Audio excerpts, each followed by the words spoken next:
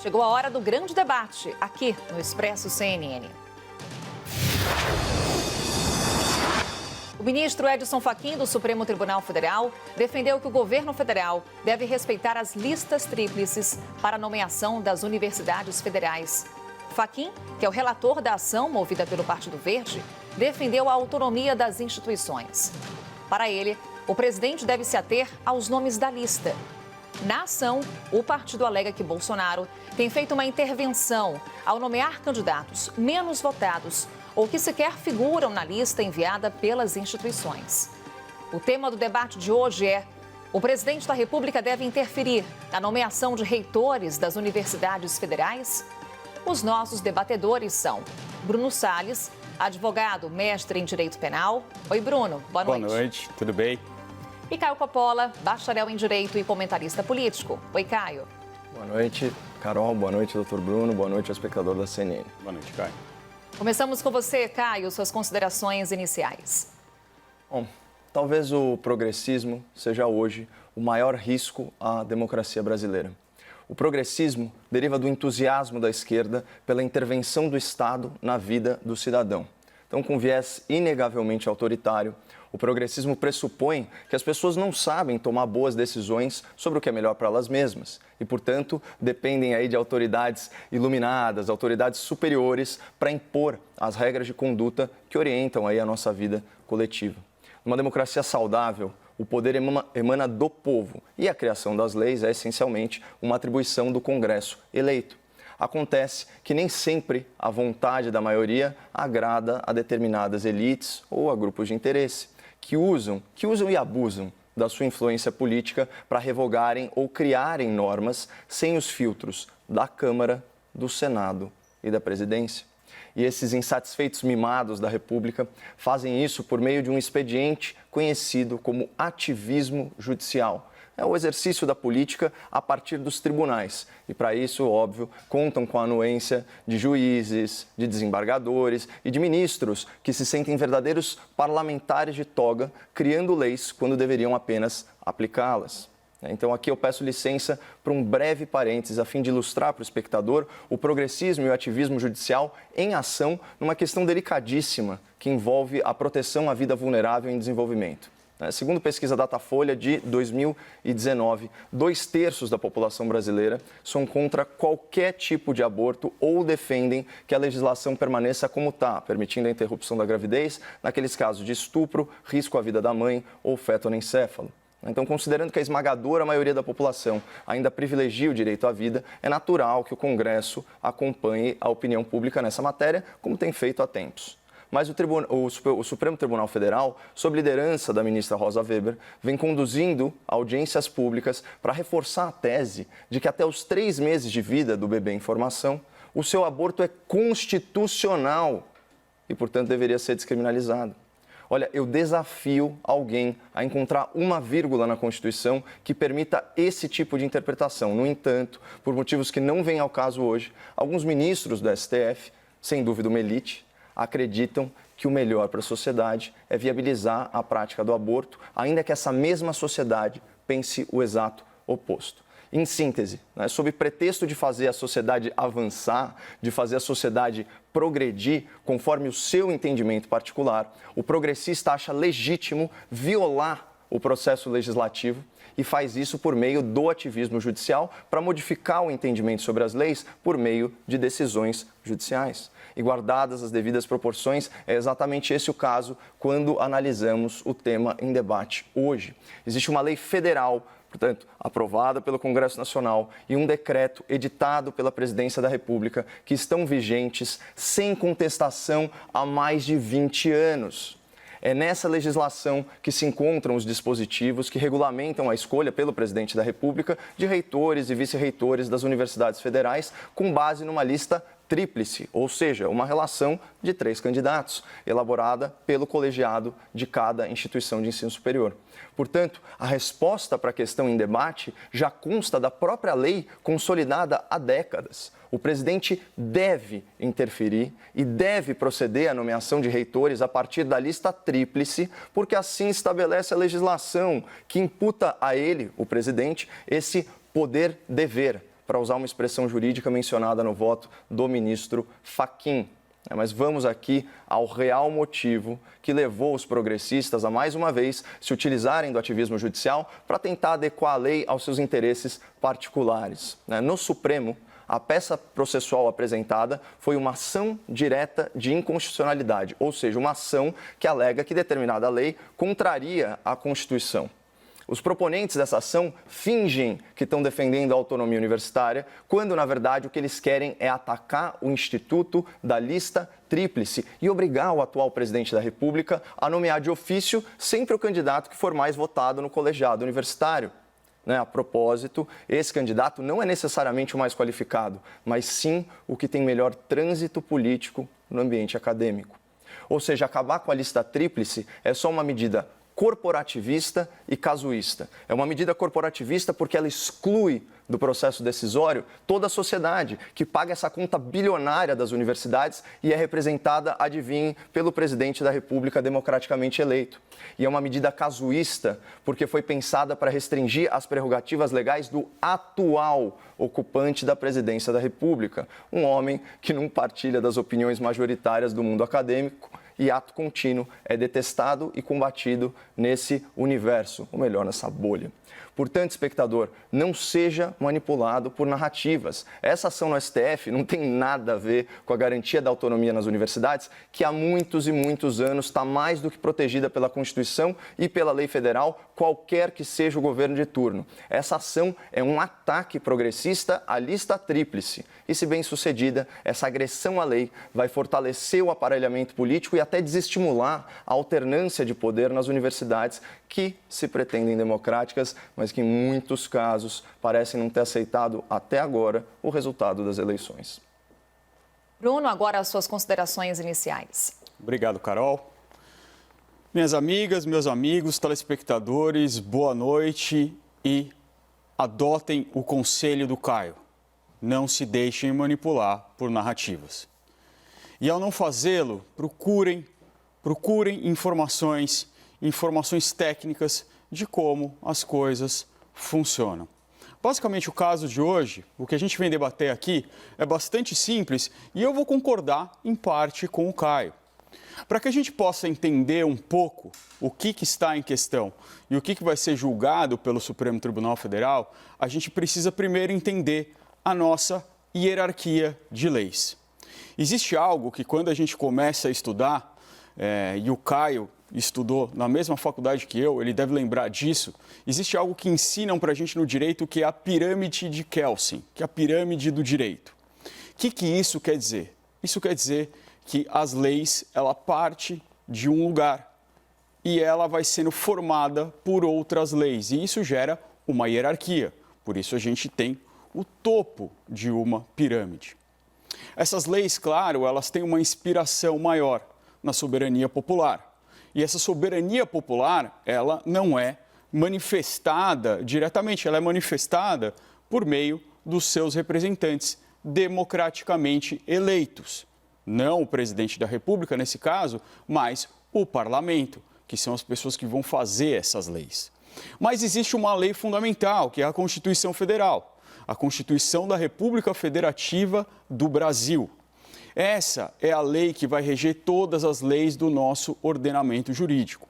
E no nosso caso, a nossa Constituição foi promulgada em 1988, após uma grande Assembleia Constituinte nos estertores do regime militar. O que acontece? Quando uma Constituição entra em vigor, nós precisamos editar leis que estejam de acordo com essa Constituição, porque senão nós temos aquela coisa que a gente ouve muito falar, uma inconstitucionalidade. A lei vai ser inconstitucional porque ela está colidindo com alguma regra ou algum princípio da Constituição da República. Mas tem um outro problema. Qual que é o outro problema? Algumas leis já estavam em vigor e elas não são derrogadas pela nova Constituição. E às vezes essas leis que estavam em vigor e que funcionavam com a Constituição anterior não funcionam com a Constituição nova. E nesse caso, é preciso que se faça algo que se chama controle de constitucionalidade, que começou lá nos Estados Unidos, o Caio deve lembrar do primeiro ano também, o caso Marbury versus Madison. O que isso quer dizer? Tem um órgão, e esse órgão sempre vai ser a nossa Suprema Corte, que vai olhar as leis quando for provocada e que vai dizer se aquela lei está de acordo ou não com a Constituição Federal. Quem tem a prerrogativa de fazer isso no nosso ordenamento jurídico e na maioria dos ordenamentos jurídicos ocidentais é a Suprema Corte, é o Supremo Tribunal Federal. Pois bem, o que nós temos aqui? Nós temos uma lei que foi editada em 1968, que depois foi reformada em 77 e que depois finalmente teve uma nova reforma em 1992. O que essa lei diz? Ela diz que o reitor e o vice-reitor da Universidade Federal serão nomeados pelo presidente da República e escolhidos entre professores dos 2 níveis mais elevados da carreira ou que possuam o título de doutor, cujos nomes figurem em listas tríplices organizadas pelo respectivo colegiado máximo ou outro colegiado que o englobe. O que isso quer dizer? Dentro das universidades, as universidades são um grupo de faculdades. Deve existir um órgão maior que vai fazer uma eleição de pessoas que possam figurar em uma lista tríplice para que o presidente da República nomeie alguém dessa lista. Uma lista tríplice, ela tem por princípio, e aqui eu concordo com o Caio, ela tem uma inspiração de que você vai deixar uma discricionariedade para alguém que vai escolher entre as 3 pessoas. Senão não é uma lista tríplice, senão é uma eleição direta. Você não precisa escolher 3 pessoas. Mas é assim que se colocou na lei. Por quê? Porque lá atrás, em 68, quando a lei foi editada, o regime militar, e olha, estamos falando de 68, AI-5, linha dura, estamos falando de um dos momentos mais terríveis da nossa história, recente pelo menos, em que se queria tutelar as universidades, em que se queria fazer uma tutela ideológica com o pensamento, com as orientações, com a visão de mundo daquele regime, que não era a visão de mundo acadêmica, que deve, ao máximo, ficar longe de questões ideológicas e se fundar nas questões científicas, no que é melhor para a universidade. Ocorre que quando chega lá em 1988 e nós temos a nossa nova Constituição, se edita na Constituição, a nossa norma maior, o artigo 207, que diz o seguinte: as universidades gozam de autonomia didático-científica, administrativa e de gestão financeira e patrimonial e obedecerão ao princípio de indissociabilidade entre ensino, pesquisa e extensão. Esse é o pilar básico das universidades no Brasil. Essa é a norma fundamental sobre isso no Brasil. E quando se coloca essa norma frente à outra que diz que o presidente pode escolher quem ele quiser entre aqueles 3, e isso parece ferir esse princípio, que é o princípio da autonomia didático-científico. Isso não quer dizer que a universidade é soberana, não se trata disso. As universidades sempre são fiscalizadas pela Controladoria Geral da União, pelo Ministério Público, pela sociedade, mas elas têm essa autonomia que deve ser mantida. Por que isso está acontecendo agora? E eu já encerro as minhas considerações iniciais. Porque desde a redemocratização, embora existisse ainda esse ranço da possibilidade de ingerência do governo federal nas universidades, todos os presidentes, como uma tradição democrática, eles indicavam o primeiro da lista. Indicavam o mais votado, indicavam aquele que foi apontado de fato pelas universidades. E isso mudou agora no governo Bolsonaro. Foi isso que fez com que um partido político e várias instituições que se habilitaram nessa ação direta de inconstitucionalidade pedissem que o Supremo Tribunal Federal fizesse uma análise de adequação dessa lei frente ao texto constitucional. O caso é simples quanto isso. Considerações feitas, vamos então ao debate? Um bom debate aos dois. Bom, esse argumento de interferência indevida da Presidência da República, né, na escolha de reitores e vice-reitores, como eu bem disse, é uma narrativa. O que houve, isso foi inclusive objeto de debate aqui na CNN, foi que havia uma série de mandatos de reitores se encerrando nesse ano de pandemia, o que inviabilizava o cumprimento das normas e dos regimentos internos dos colegiados para a escolha desses reitores e vice-reitores. Então, para impedir uma judicialização dessas propostas, o governo editou uma medida provisória que foi devolvida pelo Congresso Nacional. Então, a Presidência da República ela ainda está vinculada à lei federal, não pode atuar fora dela. Então, tem que escolher, sim, um nome entre a lista tríplice. Agora, vamos falar sobre fatos. O que consta da ação direta de inconstitucionalidade? É um questionamento sobre a legalidade constitucional do artigo 1º da Lei Federal número 9.192 e o artigo 1º do Decreto Federal que regulamenta essa lei, Decreto número 1916 de 96. E aqui é importante falar que o argumento histórico do doutor não para de pé, porque a Constituição Federal foi promulgada em 1988, essas leis elas são da década de 60, de 60 e 70, como ele bem colocou, mas esses dois dispositivos, um é de 1995, outro é de 1996. Então, a gente está falando de regras que estão vigentes há 25 anos sem serem questionadas. Vão ser questionadas agora, o quê? No governo Bolsonaro, porque essa elite acadêmica do mundo universitário não aceita a ingerência ou a interferência, ainda que legal, desse governo, que, para desespero deles, foi democraticamente eleito. Isso, sim, é simples. Legal, mas inconstitucional. A Constituição Federal vem acima da lei, Caio, e eu preciso aqui retomar um pouco do meu argumento para mostrar por que não tem nenhuma anacronia, por que não tem qualquer problema na linha do tempo. Novamente eu vou dizer... Agora, depois de 25 anos. Isso, depois de 25 claro. anos. Por quê, Caio? Porque, como eu disse, até hoje, ninguém tinha usado esse dispositivo que estava lá, empoeirado, que estava ali como um ranço da ditadura militar, como um ranço de um regime autoritário, em que, comprovadamente, isso ficou comprovado durante as audiências da Comissão da Verdade, se queria invadir, sim, a esfera de autonomia das universidades. Isso foi dito por pessoas que participaram do regime.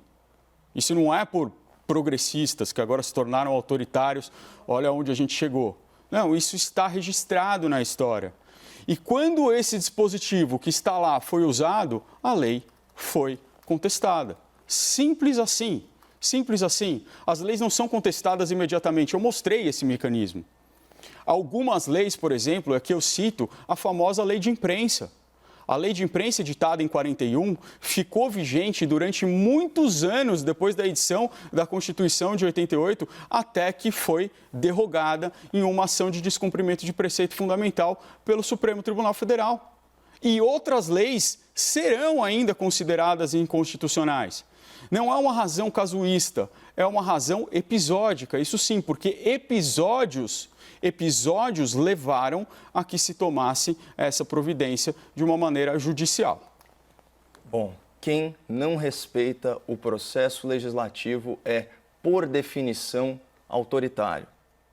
É o processo legislativo que, numa democracia saudável, regula a criação das leis. Por quê? Porque todo o poder emana do povo, que o exerce diretamente ou por meio dos seus representantes. Quem que não é representante da sociedade brasileira? Muitas vezes a cúpula do judiciário. Claro, é um outro poder, tem outra natureza, mas o ponto é o seguinte, são juízes que se travestem de parlamentares togados. Mas, enfim, o absurdo dessa ação direta de inconstitucionalidade pode ser verificado no voto mesmo do ministro Fachin. Ele fala, e isso consta do enunciado do grande debate, doutor, que a Carol fez a gentileza de ler para a gente. Ele fala em prestigiar a lista tríplice, obrigando o presidente da República a sempre, de ofício, escolher o mais votado. O que é a lista tríplice? Por definição, é uma relação de 3 candidatos. 3 candidatos possíveis. Não existe mais. Virou uma lista para inglês ver. Virou uma questão simplesmente, vamos dizer assim, cosmética, acessória. Por quê? Porque se o presidente é obrigado a escolher só o primeiro da lista, então que se afaste essa prerrogativa da presidência da República e que cada colegiado escolha o seu reitor sem nenhuma interferência. Agora, é um absurdo falar que é um entulho autoritário da época do regime militar, né? Um mecanismo que é um mecanismo até de freio e contrapeso, que simplesmente traz a participação da sociedade por meio do seu representante maior, que é o presidente da República, e em âmbito federal. Vamos lembrar que essa conta das universidades é bilionária. Então, da mesma forma que elas têm que ser fiscalizadas pelos órgãos de controle, não há problema nenhum que a sociedade, por meio do representante, que é o presidente da República, tenha uma pequena participação de escolher um nome entre 3 que são escolhidos pelo colegiado. E lembrando que a autonomia é não estar subordinado e o presidente não é chefe de nenhum reitor e nenhum vice-reitor. Eles têm plena liberdade de atuação. Bom, Caio, quer dizer que a indicação não quer dizer nada. Eu lembro na semana passada ou retrasada, eu infelizmente não estava aqui para ver esse maravilhoso debate, foi com o meu colega Guilherme, você fazendo severas críticas ao presidente da República por conta de uma indicação dele. Sim. De uma indicação que vai ficar aí, que vai prosperar e que, claro, tem uma ligação. Mas cujos critérios são notável saber jurídico e libada reputação, não tem nada a ver com lista tríplice. Você fez uma peroração muito clara sobre possibilidades de influência no ministro do Supremo Tribunal Federal em favor do presidente da República.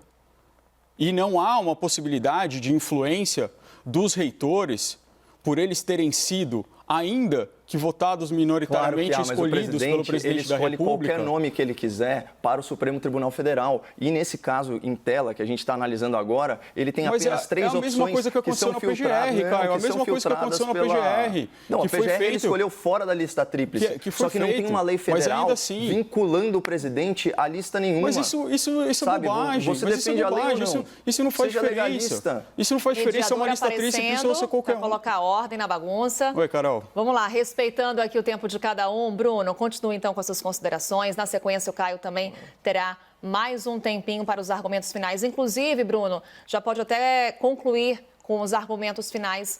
Mais um minuto para você. Já estou nos meus argumentos finais? Sim. Tá bom. Então, vamos lá.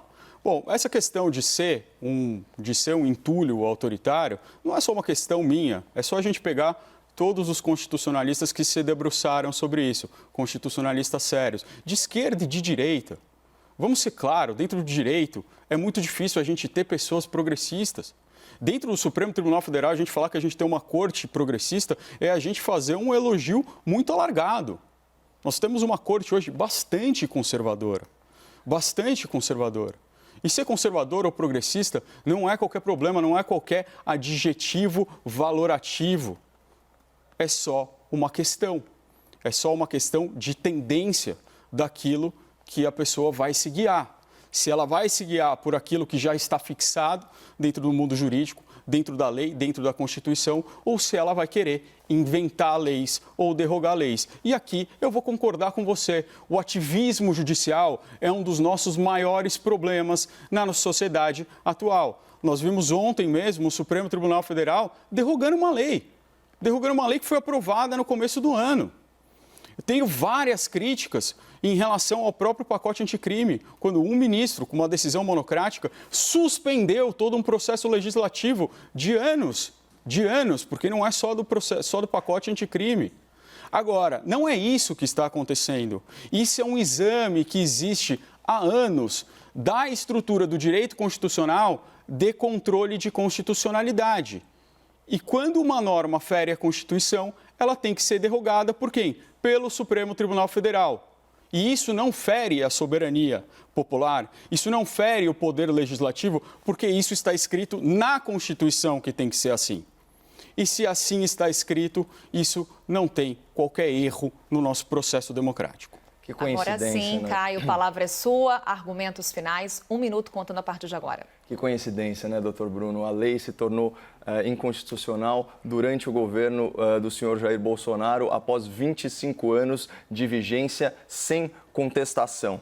Mas tudo não bem. foi usada, a nossa cara, não foi usada, a nossa já Corte falei. Suprema, ela é sim progressista. Ela defende abolicionismo penal, despenalização. Quem? Não é à toa que a gente acabou de soltar, né, um líder de facção e antes disso, né, centenas de criminosos perigosos, né, e dezenas de corruptos, né, pela impossibilidade de prisão após julgamento de segunda instância. É uma corte que defende, sim, o aborto. É uma corte que tem membros que defendem a legalização das drogas, inclusive drogas muito viciantes. Mas eu nem vou entrar nisso. Agora, a sua comparação foi muito indevida. Eu odeio quando colocam palavras na minha boca. Eu já tive a oportunidade, na minha carreira, de comentar 3 nomeações. A para a PGR, para a Procuradoria-Geral da República, certo? Em que o presidente da República não é vinculado à lista tríplice proposta pelo Ministério Público Federal.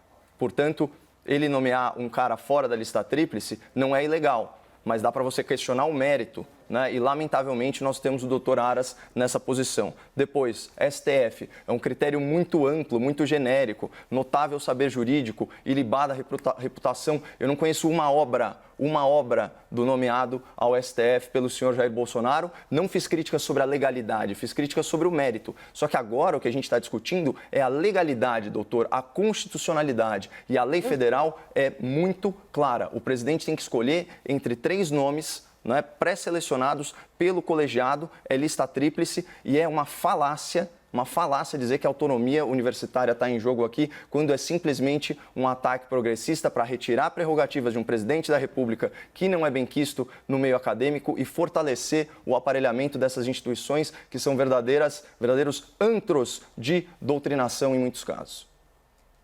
Caio Coppola, Bruno Salles, muito obrigada. Boa noite. Obrigado, Carol. Boa noite, bom final de semana, Carol. Bom final de semana.